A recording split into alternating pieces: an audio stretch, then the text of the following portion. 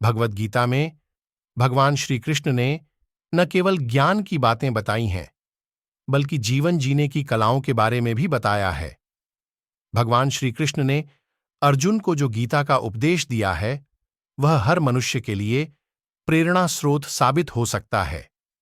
गीता में भगवान श्री कृष्ण अर्जुन को उपदेश देते हैं कि जो भी मनुष्य भगवद गीता की 18 बातों को अपनाकर अपने जीवन में उतारता है, वह सभी दुखों से, वासनाओं से, क्रोध से, ईर्ष्या से, लोभ से, मोह से, लालच आदि के बंधनों से मुक्त हो जाता है।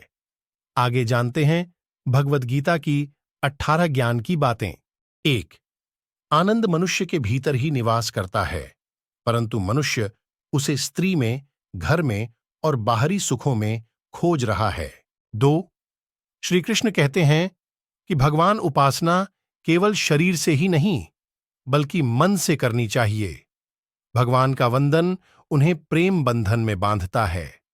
3. मनुष्य की वासना ही उसके पुनर्जन्म का कारण होती है। 4. इंद्रियों के अधीन होने से मनुष्य के जीवन में विकार और परेशानियां आती है। 5.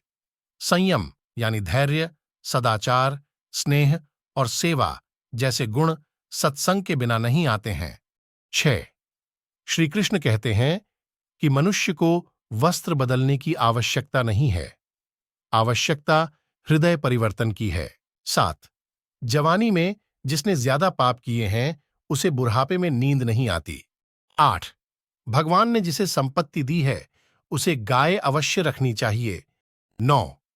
जुआ, मदिरापान, परस्त्री गमन, अनैतिक संबंध, हिंसा, असत्य, मद, आसक्ति और निर्दयता, इन सब में कलयुग का वास है। 10. अधिकारी शिष्य को सद्गुरु, अच्छा गुरु अवश्य मिलता है। 11. श्री कृष्ण कहते हैं कि मनुष्य को अपने मन को बार बार समझाना चाहिए कि ईश्वर के सिवाय उसका कोई नहीं है। साथ ही यह विचार करना चाहिए कि उसका कोई नहीं है, साथ ही वह किसी का नहीं है।